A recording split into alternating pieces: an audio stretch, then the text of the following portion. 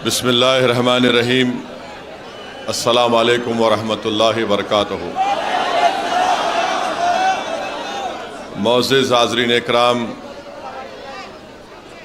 बुज़ुर्गान कौम और मिल्लत, मेरी ज़दा और माँ और बहनों, गयूर नौजवान साथियों, मेरे मजलिसी रुफ़ा, शहनशीन पर तशरीफ़ फरमा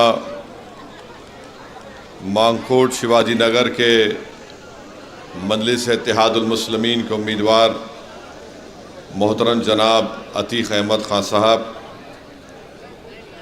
हैदराबाद के रुकन असम्बली अहमद बलाला साहब, जनाब इरशाद क़ुरैशी साहब, मोहतरम इरफ़ान शेख साहब, जनाब फ़ैसल ख़ान साहब, मोहतरम अयाज साहब, डॉक्टर वक़ार साहब, जनाब फ़ैयाज़ शेख साहब, जनाब शाबान साहब, जनाब जावेद मौला साहब और जनाब हाजी अब्दुल हमीद साहब, अज़ीज़ान मिल्लत, मेरी ज़दा और माँ और बहनों, मैं आप तमाम का शुक्रिया अदा करता हूँ कि आप तमाम ने अपना कीमती वक्त निकाल कर आज के इस मजलिस इत्तेहादुल मुस्लिमीन के इंतखाबी जलसे में आपने शिरकत की और जनाब अतीक़ अहमद साहब मजलिस इत्तेहादुल मुस्लिमीन के उम्मीदवार हैं, जिनका इंतखाबी निशान पतंग है। मेरी आप तमाम से अपील है कि 20 नवंबर के दिन आप अपना एक एक वोट मजलिस इत्तेहादुल मुस्लिमीन के हक़ में इस्तेमाल करके इस विधानसभा से आप अपने एक नए आमदार को MLA को मुंतखब करिए, ताकि इस विधानसभा में जो आपकी तकालीफ़ हैं, मसाइल हैं, जुल्म जो हो रहा है, जो यहाँ पर ड्रग्स एक बहुत बड़ा मसला बन चुका है हमारी नौजवान नस्लों के लिए, इन तमाम चीज़ों के ख़ात्मे के लिए और गोवंडी के एक रोशन मुस्तक़बिल के लिए मेरी आप तमाम बुज़ुर्गों से, माँ और बहनों से, गयूर नौजवानों से अपील है कि आप एक बदलाव लेकर आइए और पतंग के निशान पर बटन दबाकर आप अपने इस विधानसभा को में एक नई तारीख़ आपको रक़म करना है। 15 साल से आपने एक शख्स को अपने वोटों से, अपनी दुआओं से नवाजा और उनको यहाँ का आपने आमदार MLA मुंतखब किया। मेरा मानना ये है कि 15 साल एक काफ़ी लंबा अरसा होता है किसी एक सियासतदान के लिए, चाहे वो असम्बली का हलका हो या पार्लियामेंट का हलका हो, जहाँ पर वो अपने काम की शनाख्त को छोड़ सकता है। मेरे अज़ीज़ दोस्तों और बुज़ुर्गों, ये मैं बात इसलिए कह रहा हूँ कि सरज़मीन हैदराबाद की आवाम को हम सलाम करते हैं कि अगर हमारे MLA मुंतखब होते हैं, जैसा कि अहमद बलाला साहब हैं, ये 2009 में पहली मरतबा हल्क़े असम्बली मलकपेट से MLA बने, फिर 2014 में मलकपेट की आवाम ने उनको मुंतखब किया, फिर 2019 में और फिर 2018 में और फिर 2023 में 4 मरतबा के आमदार अहमद बलाला साहब हैं। और बिल्कुल गोवंडी की तरह, जिस तरह यहाँ पर जो वोटर का बेस है, उसी तरह हल्क़े असम्बली मलकपेट में है।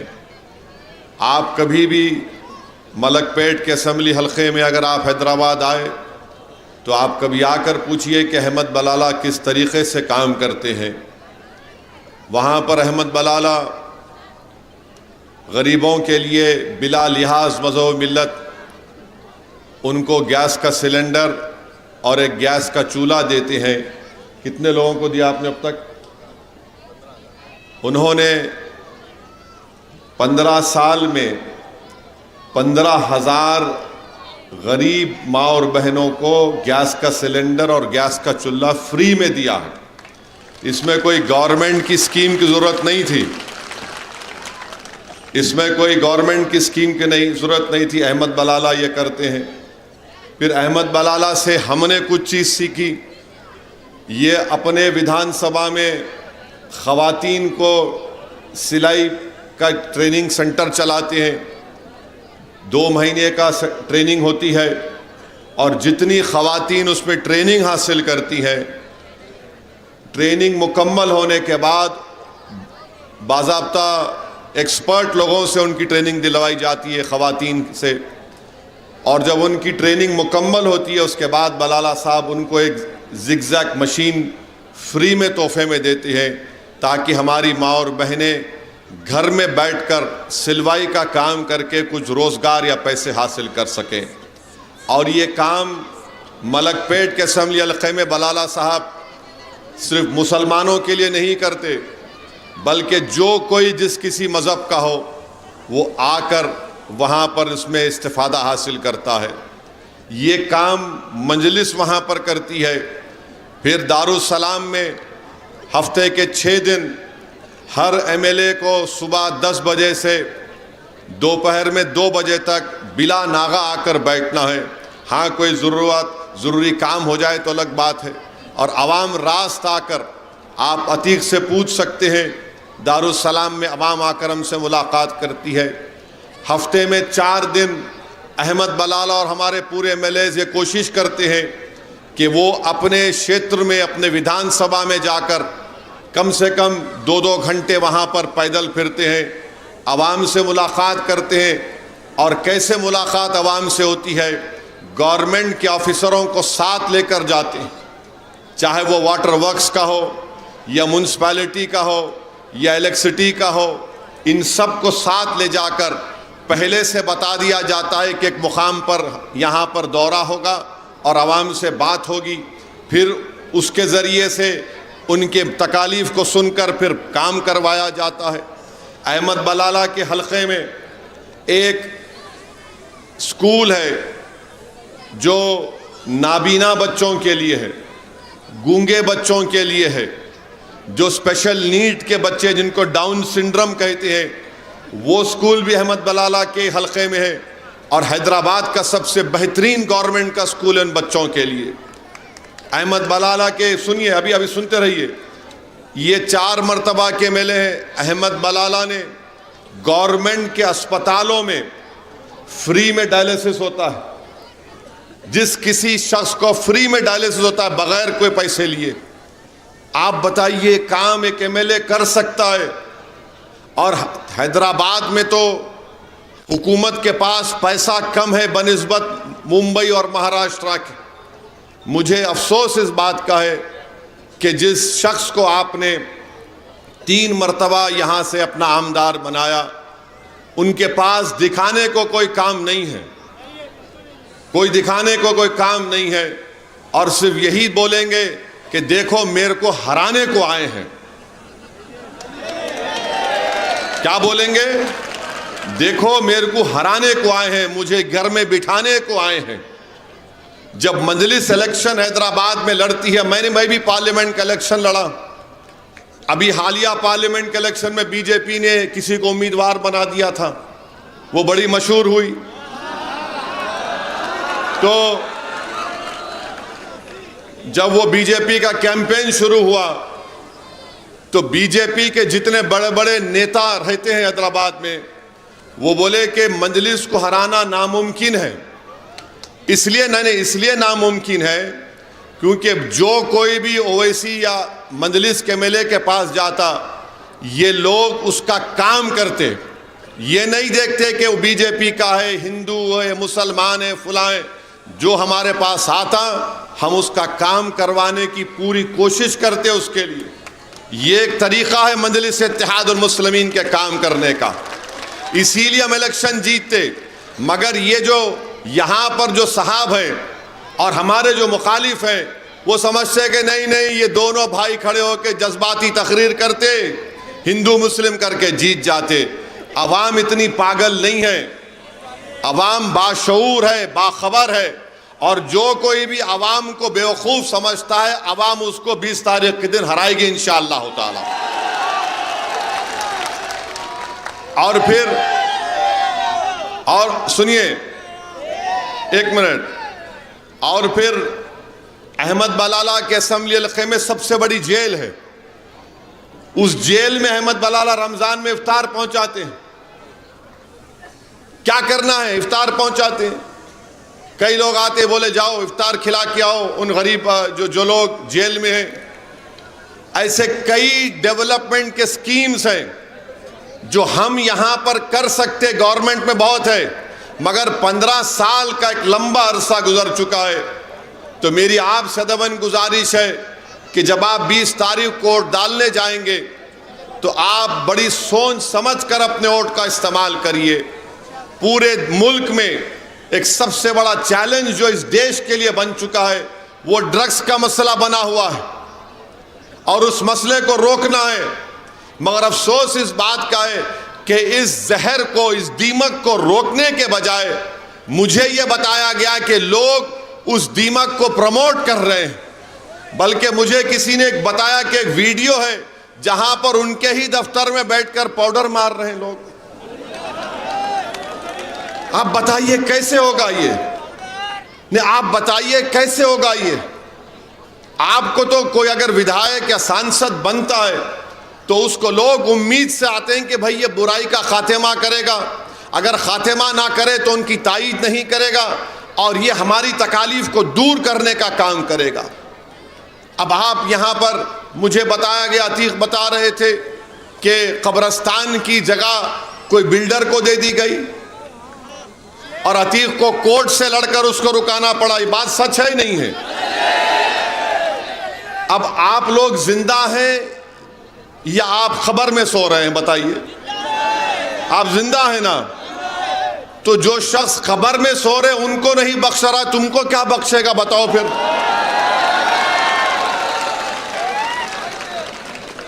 आप समझिए हमारी बात को। जो खबर में सीना तान कर सो रहे हैं उनको डिस्टर्ब कर रहा है, उठो जाना है। और जो जिंदा चल रहे हैं अभी सबको जाना है, उनको भी जाना है, मुझे सबको जाना है खबर में। मगर आप खबर की जगह पे अपने दोस्त को दे दिए, डेवलपर को, अतीक को कोर्ट को जाना पड़ा। अरे जो खबर में है उनको नहीं छोड़ रहा तो जिंदों की तो खैर नहीं है, याद रखो आप ये। इसीलिए मैं मजाक में नहीं कह रहा हूं, बड़ी सीरियस तरीके से कह रहा हूं। इसीलिए 20 तारीख को आपको अपना एक एक वोट, यहां से बीजेपी की कामयाबी को अगर रोकना है तो अतीक को अपना नया आमदार बनाइए आप इंशाअल्लाह ताला। अतीक को अपना नया आमदार बनाइए। और ये लोग बहुत बोलेंगे। अब मेरा आज भाषण हुआ तो उसके बाद कल से ये लोग शुरू कर देंगे, समाजवादी के लोग, ये ओवैसी वोट काटने आया, ये जहां भी जाता वोट काट देता है, वो जीत जाते, फुला पार्टी जीत जाती। आज से 3 दिन पहले औरंगाबाद में एक मशहूर जर्नलिस्ट साहब आए थे, मेरा इंटरव्यू किया। उन्होंने मुझसे ही सवाल किया, मैंने कहा बिल्कुल सच है।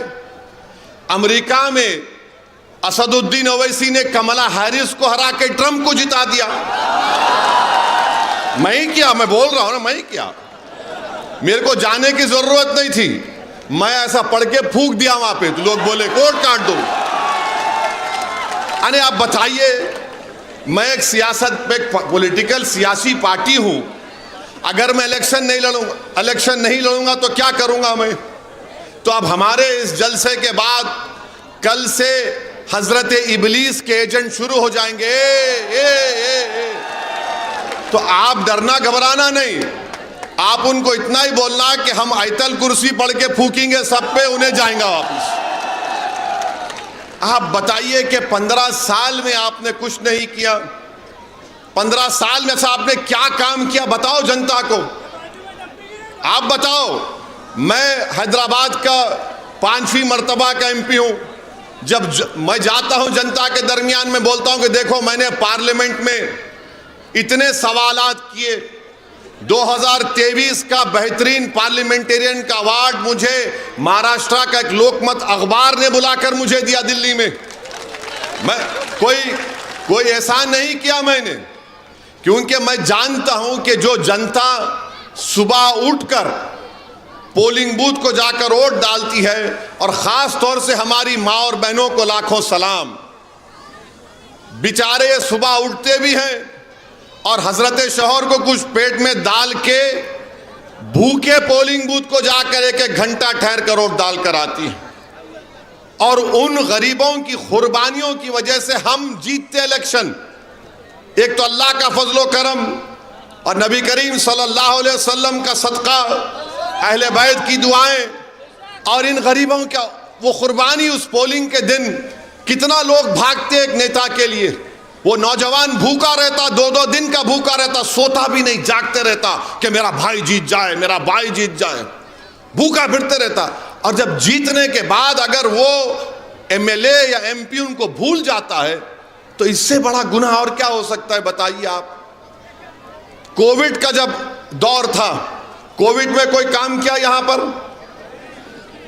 अतीक, कुछ कोविड में काम हुआ था यहां पर? इधर आओ तुम, अभी खोलना पड़ेगा। कोविड में कुछ काम हुआ था? कुछ नहीं, खिचड़ी घोटाला किया था। क्या खिचड़ी घोटाला हुआ था? बीएमसी ने खिचड़ी बनाने के लिए पैसा दी थी। हाँ। और पर पैकेट 35 रुपए 40 रुपए देती थी। हाँ। 12 रुपए की खिचड़ी ऐसे बनाते थे, लोग ले जाके कचरे में फेंक देते थे। अच्छा, खिचड़ी भी खा लिए। मजलिस ने क्या किया कोविड में, बताता हूं मैं आपको। हमने 1000 सिलेंडर गरीबों में मुफ्त बांटते थे, 1000 सिलेंडर।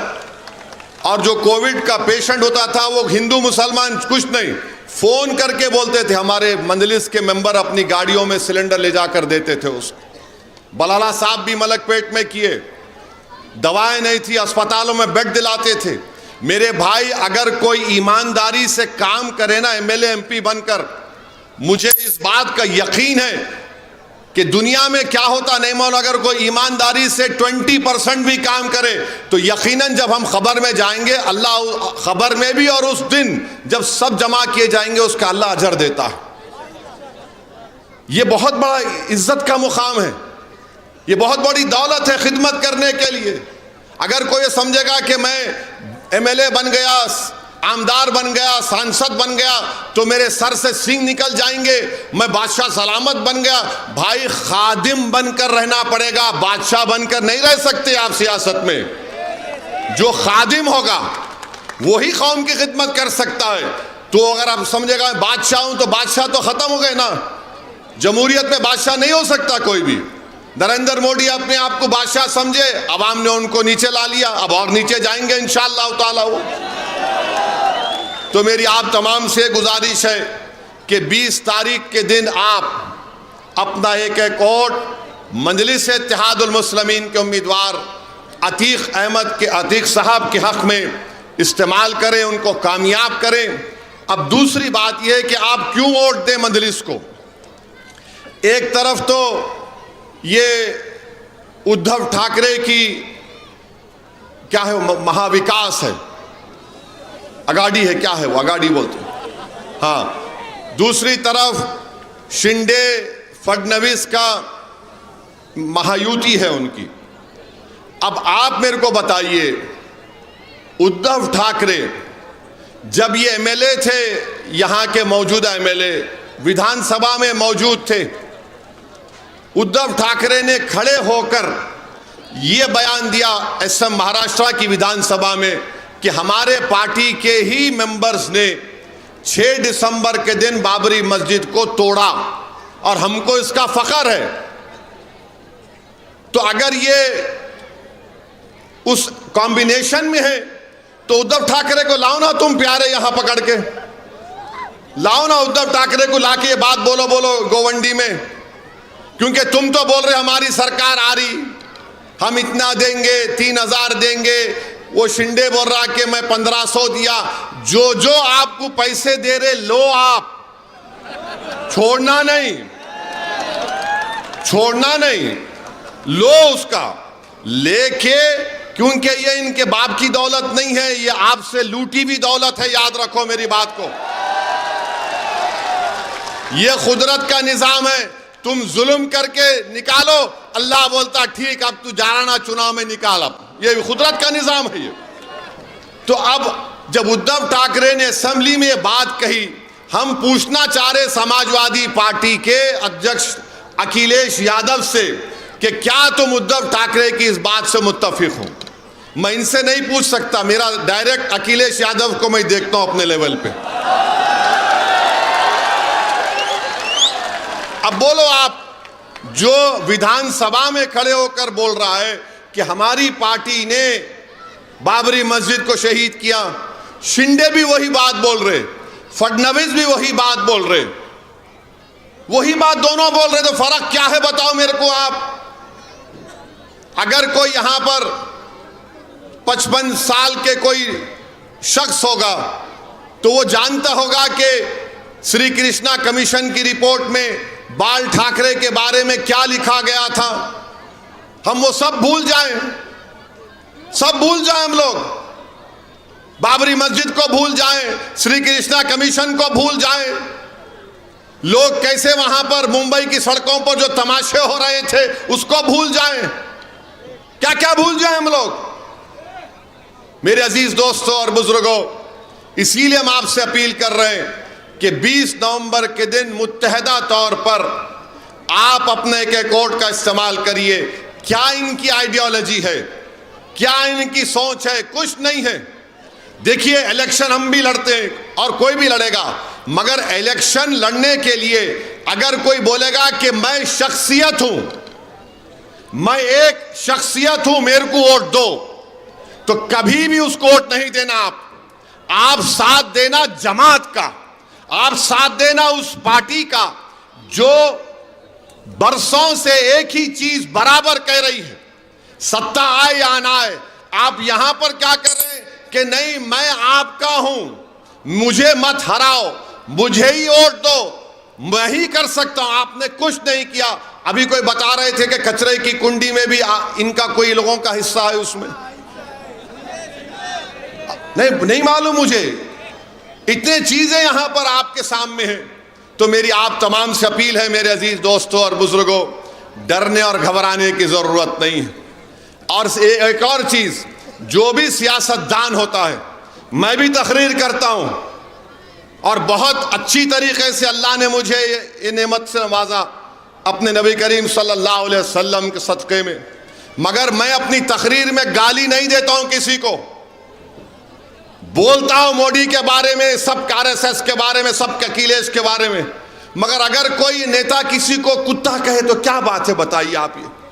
ये जबान होगी, ये मियार होगा कि जो तुम्हारे साथ नहीं है उसको गाली दे दो। अभी मुझे बता रहे थे अतीक कि जब वो कुछ काम कर रहे थे, लाइब्रेरी की जमीन के लिए कर रहे थे, तो उनको भी आप नवाज दिए अपनी जबान से। अरे भाई तुम इतने गुरूर में क्यों हो? ऐसे 56 असदुद्दीन ओवैसी आके दुनिया से चले जाएंगे और आवाम की खिदमत करेंगे, मगर ये हमारे लिए एक एजाज है कि आवाम हमको कामयाब करती है। अगर कोई समझ रहा है कि मैं हूं तो तुम्हारा फायदा नहीं मेरे भाई। इज्तिमाइयत को हमेशा सामने रखो, इनफरादियत को मत रखो। चौथी बात, समाजवादी पार्टी, उत्तर प्रदेश में अखिलेश यादव मुख्यमंत्री थे, मुजफ्फरनगर का फसाद हुआ 2013 में। मैं गया था मुजफ्फरनगर को, वहां पर जाकर मैंने मरहूम ज़फ़रयाब जिलानी साहब, अल्लाह उनकी मग़फ़रत करे, उनके एक साथी के साथ मुजफ्फरनगर के उन कैंपों में मैं गया था जहां पर लोग 6-6 महीने कैंपों में थे। कौन था मुख्यमंत्री? अखिलेश यादव था, जो मौजूदा विधायक के लीडर हैं। आपको मालूम, उन कैंपों में जाकर मैंने रिलीफ का काम किया था।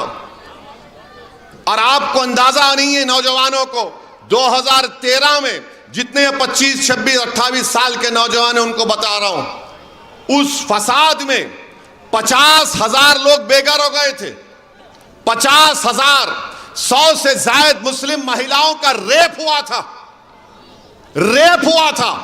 जिसमें से 15 मुस्लिम महिलाओं ने कोर्ट में जाकर बयान दिया था, जिसमें से शायद आज भी लड़ रही हैं वो केस। मैं उन महिलाओं से मिला जिनका रेप हुआ था। मैं पूछना चाह रहा हूं, जब मुख्यमंत्री तुम्हारा था समाजवादी का और तुम मुख्यमंत्री हो, 50,000 लोग मुजफ्फरनगर के कांड में बेघर हो गए, और आज मुजफ्फरनगर से कोई आकर ये बोलेगा कि इनको वोट दो, पहले तुम अपने गिरबान में झांक कर देखो कि मुजफ्फरनगर के फसादात में महिलाओं का रेप जब हो रहा था, खेतों में ले जाकर भगा भगा कर उनकी अस्मत लूटी जा रही थी, कहां थे मुजफ्फरनगर के कायदीन? जब कहां थे अखिलेश यादव? कोई नहीं था। मैं गया वहां पर उन कैंपों में जाकर, मेरे ख्याल से उस लड़के का नाम शहबाज था जो मुझे लेकर गया था। मैंने उनको कैंपों में जाकर खाने का इंतजाम करवाया, उनको जो भी हम इमदाद कर सकते थे उस वक्त किए। मगर ये बोलना कि समाजवादी पार्टी बड़ी वो है, फुला है, अरे 50,000 आजादी के बाद इतने ज्यादा लोग एक इलाके से नहीं हटाए गए थे जो अखिलेश यादव के दौर में हुआ। और अखिलेश यादव को बोलते भैया आ गए, भैया आ गए, काय का भैया ये,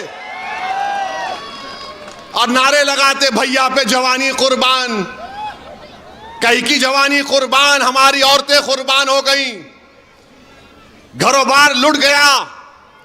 ये और बात है कि आप भूल गए, मगर मैं नहीं भूला। मैं नहीं भूला।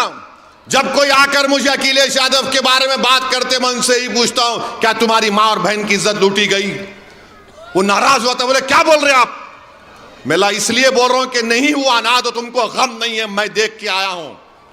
मैं उन अपनी बेटियों को देखा हूं उस वक्त जो पर्दे के पीछे से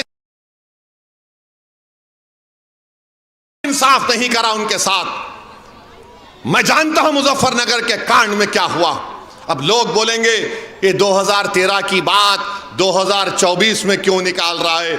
मेरे भाई, तारीख को दोहराना, अगर हम नहीं चाहते कि तारीख दोहराई जाए तो जालिम के जुल्म को हमेशा याद रखो, चाहे वो श्री कृष्णा कमीशन की रिपोर्ट हो या 2013 का दंगा हो मुजफ्फरनगर का।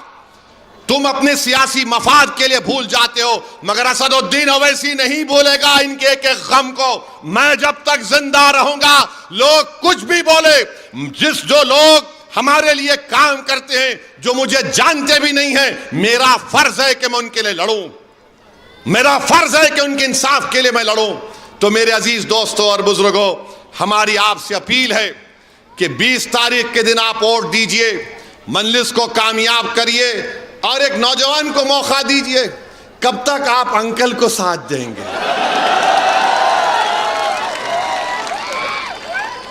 अंकल को आराम करने दीजिए। Take him, give him some rest please.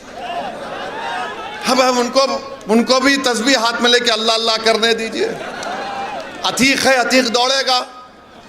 आपको 15 साल का मौका आप दिए, मेरी आपसे अपील है कि आप अतीक को 10 साल का मौका दीजिए। और अगर अतीक 10 साल में काम नहीं करेगा, बल्कि 5 साल में नुमाया तब्दीली नहीं दिखाएगा, तो असदुद्दीन ओवैसी अतीक को 5 साल के बाद टिकट नहीं देगा यहां से इंशाअल्लाह ताला। मैं वादा करके जा रहा हूं।